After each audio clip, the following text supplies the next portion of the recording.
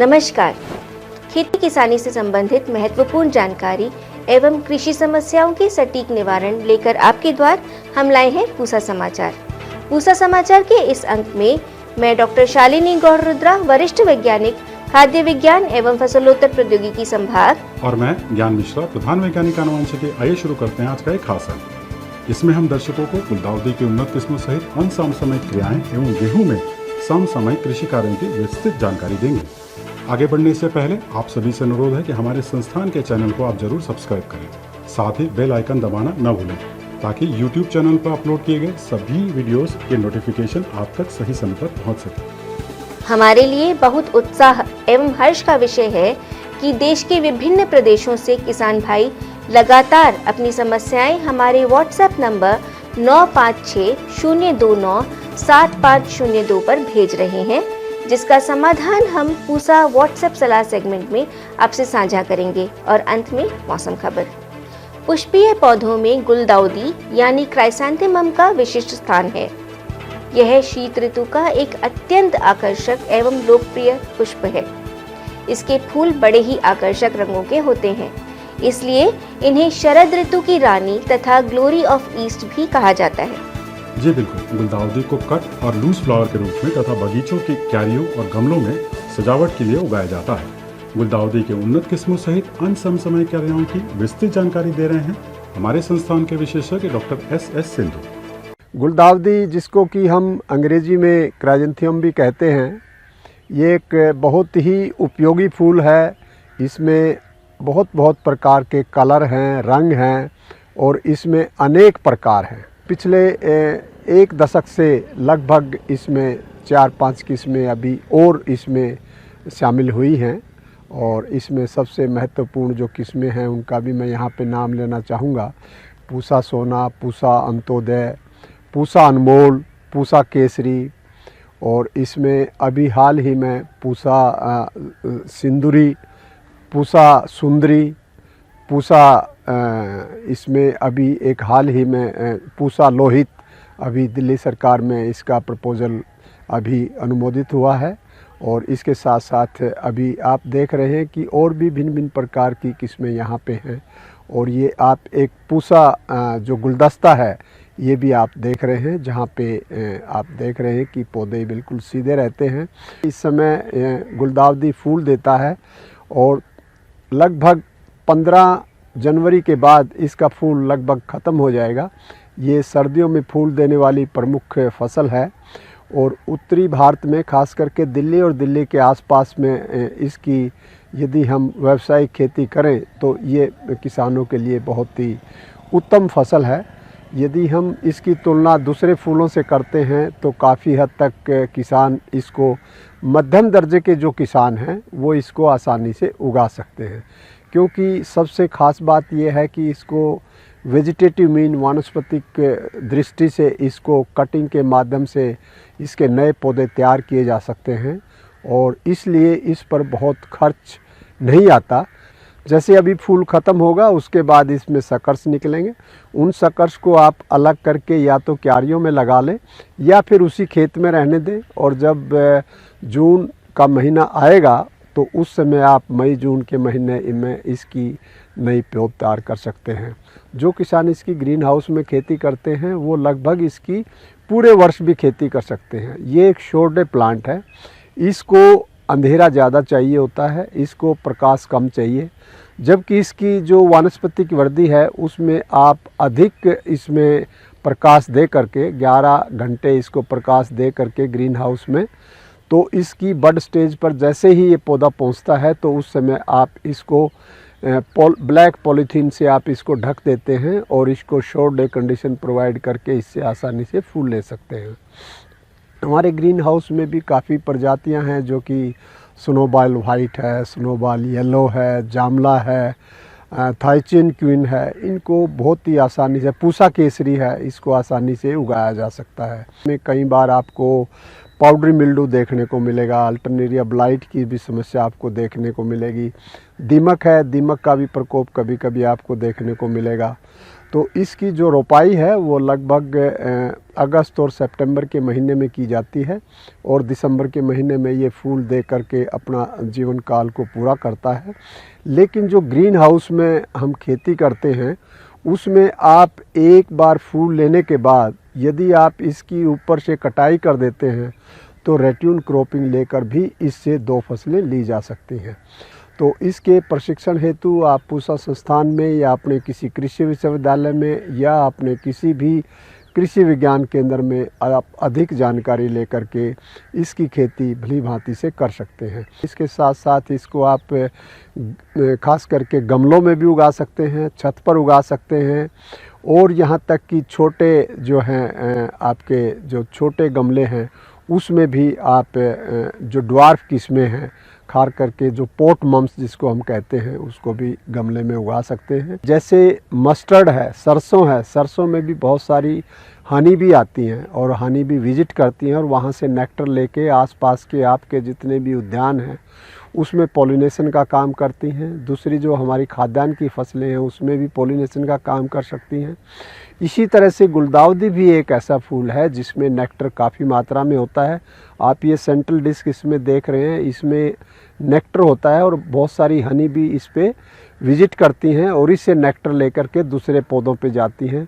और यहाँ पे दिल्ली स्थित अनुसंधान परिषद में हमने यह काफ़ी इसमें विकसित की हैं जो कि इसमें वो ओपन सीडलिंग से की हैं। इसमें क्योंकि बीज बनता है, हनी भी आती हैं और बहुत ही हेट्रोजाइगस मटेरियल इससे हमें प्राप्त होता है और भिन्न भिन्न प्रकार के जो पॉपुलेशन है उसमें से आप कोई भी जो आपका वांछनीय रंग है उसको आप ले करके उसको वेजिटेटिव मीन से आगे प्रोपोगेट करके टिश्यू कल्चर से भी इसके पौधे तैयार किए जा सकते हैं। तो अधिक जानकारी के लिए आप हमारे भूदृश्य संभाग जो कि पुष्प एवं भूदृश्य संभाग floriculture and landscaping division at IRI Pusa संस्थान में आकर के इसकी अधिक जानकारी प्राप्त कर सकते हैं। धन्यवाद। रबी फसलों में गेहूं एक प्रमुख अनाजी फसल है। पूसा समाचार के पिछले कुछ अंकों में हमने आपको गेहूं से संबंधित उन्नत किस्में, कीट एवं रोग प्रबंधन के बारे में विस्तृत जानकारी दी थी। जी बिल्कुल। और गेहूं में अच्छी उपज हेतु खरपतवार नियंत्रण सहित अन्य कौन कौन सी प्रमुख समसामयिक क्रियाएं आवश्यक हैं बता रहे हैं हमारे संस्थान के विशेषज्ञ डॉक्टर यशवीर सिंह शिवे। यदि आपने समय से गेहूं लगाई है तो उस समय जो है आपकी फसल लगभग 2 से 2.5 महीने की होगी और उसमें इस समय जो भी खरपतवार आ रहे हैं उनको जो है आप किसी भी खरपतवार नाशी के इस्तेमाल न करें बल्कि उसको जो है खुरपी अथवा हमारा जो हैंड होता है उसके द्वारा ही निकालें। और इस समय ये भी ध्यान रखने की ज़रूरत है कि पानी देने की ज़रूरत पड़ती है क्योंकि गेहूं के लिए अच्छी पैदावार के लिए 4 से 6 सिंचाइयों की ज़रूरत पड़ती है। जहाँ पे बारिश हो गई अच्छी बात है, जहाँ पे बारिश नहीं हुई है वहाँ पे जो है हमको पानी देने की ज़रूरत है। पानी जैसा कि आप जानते हैं 6 सिंचाइयों की ज़रूरत पड़ती है। पहली सिंचाई 20 से 25 दिन बाद, दूसरी सिंचाई 40 से 45 दिन बाद, तीसरी सिंचाई जो है 60 से 65 दिन बाद और चौथी सिंचाई जो है 80 से 85 दिन बाद देने की ज़रूरत पड़ती है। गेहूँ के अंदर जो है बहुत सारे ऐसे खरपतवार हैं जैसे गेहूँ का मामा है, गुल्ली डंडा है और या जंगली जई है, ये सक्रिय पत्ती वाले खरपतवार हैं। और इसके साथ साथ जो छोटी पत्ती वाले खरपतवार हैं जैसे हमारा बथुआ है, खरबथुआ है, चटरी मटरी है, सेंधी है, प्याजी है, ये काफ़ी नुकसान करते हैं क्योंकि ये भी यदि हमारी फसल अच्छी नहीं है तो ज़्यादा ग्रो करते हैं और यदि हमारी फसल अच्छी है तो कम ग्रो करते हैं। तो इनको नियंत्रण करने के लिए आप यांत्रिक विधि द्वारा भी कर सकते हैं अर्थात खुरपी या कसोला चलाकर या हैंडो चलाकर। यदि आप किसी कारण में जो है लेबर की कमी है तो खरपतवार नाशी का इस्तेमाल करके भी खरपतवारों का नियंत्रण कर सकते हैं। तो उसके लिए जो है आप सल्फर सल्फ्यूरोन की 25 ग्राम दवा लें और उसको जो है 500 से 600 लीटर पानी में घोल बना के उसका छिड़काव करें। इसके साथ साथ जो है छोटी पत्ती वाले खरपतवारों के लिए मेट सल्फ्यूरोन मिथाइल उसकी 4 ग्राम मात्रा या 240 सोडियम साल्ट आता है, उसकी जो 500 ग्राम मात्रा को 500 से 600 लीटर पानी में घोल बना के हमको जो है 25 से और 40 दिन के बीच में इसका स्प्रे करना चाहिए। इसके साथ साथ हमको ये भी ध्यान रखना है जो बची हुई नाइट्रोजन की मात्रा है उसको जो है पहला पानी देने के बाद में अवश्य लगाएं, और जो भी कंडीशन में आता है और खरपतवार नियंत्रण के बाद में ही लगाएं, ताकि खरपतवार जो है नाइट्रोजन का इस्तेमाल न कर सकें बल्कि हमारी फसल ही इस्तेमाल करें। किसान भाइयों, कहीं कहीं जहाँ पर हम धान गेहूं का फसल चक्र अपनाते हैं वहाँ पे जो है जिंक की कमी के लक्षण गेहूं के अंदर आ जाते हैं, जो पौधों की वृद्धि है वो रुक जाती है, और उसके साथ साथ जो पत्तियों पर नसें होती हैं तो उनके जो नसों के बीच में जो है सफेद धारियां बन जाती हैं। इसके लिए ये मैं बताना चाहूंगा कि 2.5 किलोग्राम भुजा हुआ चूना है उसको शाम को 10 लीटर पानी में भिगो दें और सुबह निथार के उसको जो है छान लें। छानने के बाद में पानी जो है उसको जिंक सल्फेट को 5 किलोग्राम को जो निथारा हुआ पानी है उसको जो है 500 से 600 लीटर पानी में घोल बना के उसका छिड़काव करें। पूसा समाचार में अब समय है पूसा व्हाट्सएप सलाह सेगमेंट का, जिसमें हम आपकी खेती किसानी से जुड़े प्रश्नों का समाधान बताएंगे। उत्तर प्रदेश से राजू जी ने गेंदे के पत्ते पीले पड़कर सूखने की समस्या बताई है। आपकी फसल में फफूंद जनित रोग का प्रकोप हुआ दिखाई दे रहा है। इसके समाधान हेतु मैंकोजेब की 400 ग्राम मात्रा को 200 लीटर पानी में घोल बनाकर 1 एकड़ के दर से छिड़काव करें। साथ ही सिंचाई केवल जड़ों पर ही दें तथा पानी का पौधे के ऊपर ना छिड़काव करें।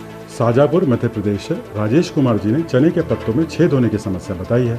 आपकी फसल में चने का फलीवेदक यानी पॉट बारह नामक कीट का प्रकोप हुआ दिखाई दे रहा है। यदि यह शुरुआती अवस्था में है तो इसके जैविक उपचार हेतु नीम के तेल की 1 लीटर मात्रा को 200 लीटर पानी में घोल बनाकर 1 एकड़ की दर से छिड़काव करें।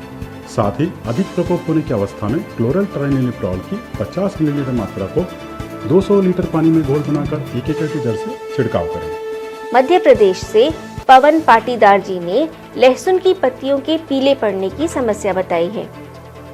आपकी फसल में इस अवस्था में यह पीलापन पोषक तत्वों की कमी के कारण हो सकता है। इसके समाधान हेतु खड़ी फसल में NPK मिश्रण की 2 किलोग्राम मात्रा को 200 लीटर पानी में घोल बनाकर 1 एकड़ में छिड़काव करें। होशंगाबाद मध्य प्रदेश से भंवर सिंह राजपूत जी ने बैंगन के फलों में छेद होने की समस्या बताई है। आपकी फसल में फ्रूट बोरर यानी फल छेदक कीट का प्रकोप हुआ है। इसके समाधान के लिए सर्वप्रथम संक्रमित फलों को खेत से हटा दें तथा इसके रासायनिक नियंत्रण हेतु फूल आने से पहले स्पाइनोसेड की 60 से 80 मिलीलीटर मात्रा को 200 लीटर पानी में घोल बनाकर 1 एकड़ में छिड़काव करें। आवश्यकता होने पर 20 दिन बाद पुनः एक छिड़काव कर दें। आइए जानते हैं आने वाले सप्ताह देश भर में कैसा रहने वाला है मौसम का हाल मौसम खबर में। भारत मौसम विज्ञान विभाग द्वारा दिए गए मौसम पूर्वानुमान के अनुसार 8 जनवरी को उत्तर मध्य प्रदेश, बिहार, उप हिमालयी पश्चिम बंगाल, सिक्किम, असम, मेघालय, नागालैंड, मणिपुर, मिजोरम और त्रिपुरा के कुछ स्थानों पर तथा 8 से 10 जनवरी के दौरान उत्तर प्रदेश, पंजाब, हरियाणा, चंडीगढ़ और दिल्ली के कुछ इलाकों में घना कोहरा छाए रहने की संभावना है। साथ ही 8 जनवरी को पंजाब, हरियाणा, चंडीगढ़, दिल्ली, बिहार, पश्चिमी उत्तर प्रदेश के कुछ हिस्सों में सर्द दिन की संभावना है। अंडमान निकोबार द्वीप समूह में कुछ स्थानों पर 11 से 13 जनवरी के दौरान हल्की वर्षा की संभावना है। इसी समयावधि में पश्चिमी हिमालय क्षेत्र में कुछ जगहों पर हल्की से मध्य बारिश या बर्फबारी तथा उत्तर पश्चिमी भारत के मैदानी इलाकों में कुछ स्थानों पर हल्की छिटपुट वर्षा की संभावना है। प्रिय किसान भाइयों, बहनों, दर्शकों, हम आशा करते हैं कि पूसा समाचार का यह अंक भी पिछले अन्य अंकों की तरह आपकी खेती किसानी से जुड़ी समस्याओं के समाधान में जरूरी सहायक सिद्ध होगा। आप सभी दर्शकों से निवेदन है कि ज्यादा से ज्यादा संख्या में हमारे संस्थान के चैनल को सब्सक्राइब करें और पूसा समाचार के हर अंक का लाभ उठाएं। हमारे फेसबुक पेज और ट्विटर हैंडल को भी जरूर फॉलो करें। कृषि से जुड़ी समस्याएं या अधिक जानकारी हेतु आप हमें दिखाए जा रहे नंबर पर व्हाट्सएप करें। साथ ही अपना नाम और पता अवश्य लिखें। आपके सुझाव और प्रतिक्रियाएं हमारे कार्यक्रम को बेहतर बनाने में बहुत ही मददगार साबित होते हैं। कृषि की दिशा में यदि लाने हो नवाचार तो देखते रहिए हमारा साप्ताहिक कार्यक्रम पूसा समाचार। कुछ नए विषयों पर नई जानकारी लेकर हम फिर हाजिर होंगे अगले शनिवार। तब तक के लिए दीजिए इजाजत। नमस्कार।